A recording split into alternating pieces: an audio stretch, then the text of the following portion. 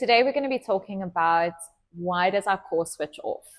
Firstly, just a little reminder, what is our core? A lot of people think that it is only your abdominal muscles and specifically your transversus abdominis, which is that muscle that wraps like a corset from your spine all the way through to your belly button, where there's a piece of connective tissue called the linea alba, which is where it connects into. But the core is not only that muscle, it's also the muscles in your spine that are called the multifidus. They're really deep muscles that span over 2 to 3 vertebrae all the way along your spine. And then also your diaphragm, which is a very important one. And this is why we harp on about breathing in Pilates. And lastly, your pelvic floor. So your pelvic floor is kind of like a trampoline and it sits in your pelvis. And every time you breathe in, and your diaphragm goes down, the pelvic floor needs to be able to relax so that the organs can press down on it. But now what happens a lot of the time is we often do things like ladies pulling in those tummies, and I'm sure there's some men out there that do it as well, and it causes that consistent pressure that pushes the organs down on your pelvic floor. And so it's like consistently, I don't know, adding extra weight onto a trampoline, and that trampoline is going to have to push back in order to make sure that now those springs don't snap. So you get this pelvic floor that's always pushing up, and it doesn't have this beautiful piston-like motion going up and down. And that's one of the ways that can cause our core to essentially switch off, because now there's dysfunction in the floor. And so you're not going to have a good functional activation of your transversus muscle or of your multifidus and your diaphragm, because the bottom is not moving the way that it should. Conversely, we can also have issues with the diaphragm. So during life, everyday life, we get stressed, we get anxious, and we tend to use the muscles up here in our neck. They might get tight, maybe you've had a previous injury, and then we always consistently like this. And you find that when you breathe, instead of breathing into your diaphragm and letting it draw down and get that diaphragm working correctly, you end up breathing here. And I'm sure you've noticed if someone says to you, take a deep breath, and you might do this instead of letting those shoulders relax and breathing in and letting the diaphragm go down and letting that pelvic floor just completely relax when you take that deep breath in and out. So that's another way that it can switch off. One of the major ways that causes it to switch off is pain. And it's a lot of the reasons why people come to Pilates in the first place is for lower back pain. And when you have pain, essentially your body is going to try and use the muscles and the joints and move in a way that's going to try and restrict that pain from happening. And because your transversus muscle wraps from your back, and also because of those multifidus that are attached onto those vertebrae, and it comes all the way around, it's going to be the first one that your body is going to want to switch off, because it's going to want to shy away from that pain. It's not always meaning that it's causing injury or issues, but it's just our body's way of trying to make sure that it protects an area that could possibly have tissue damage, and it doesn't want to make it worse.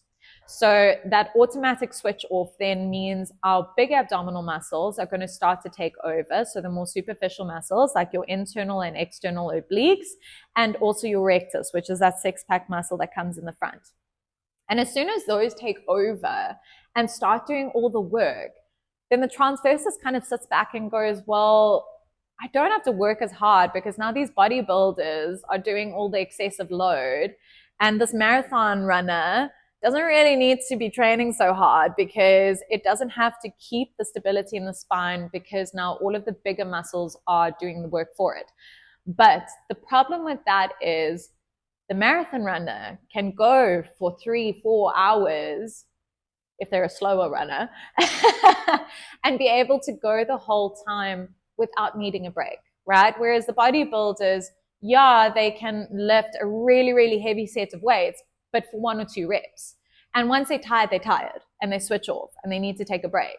And so that's what causes more pain, because now you're going to start using other muscles to try and compensate, because the good long stabilizer muscles, we call them the postural muscles, they're the ones that can hold for longer and don't require as much force to be switched on.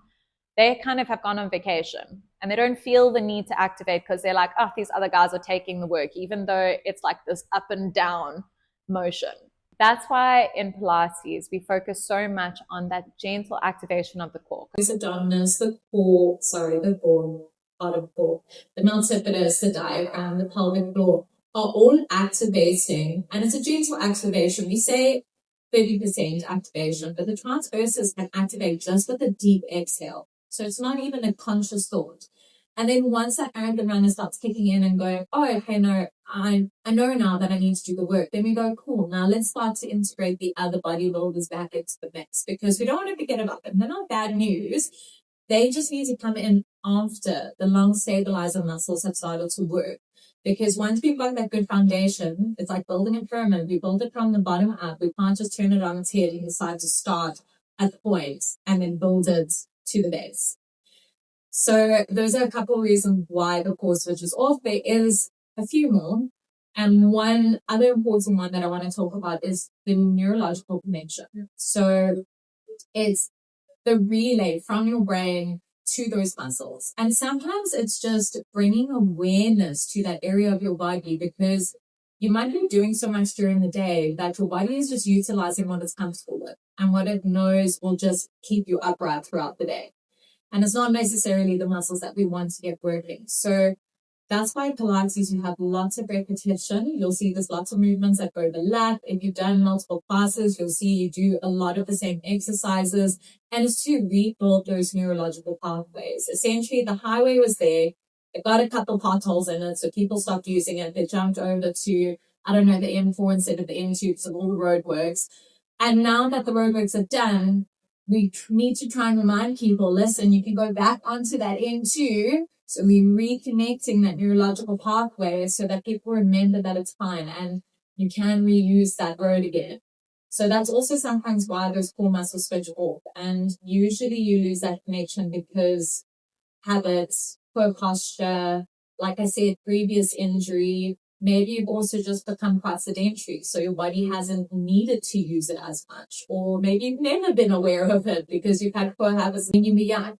So those are a couple of reasons why the core can switch off, and also why Pilates is so important. And if you need more information on it, come to a class and we can help to show you how to reconnect with your whole core, not just the parts of it that kind of are most known to people.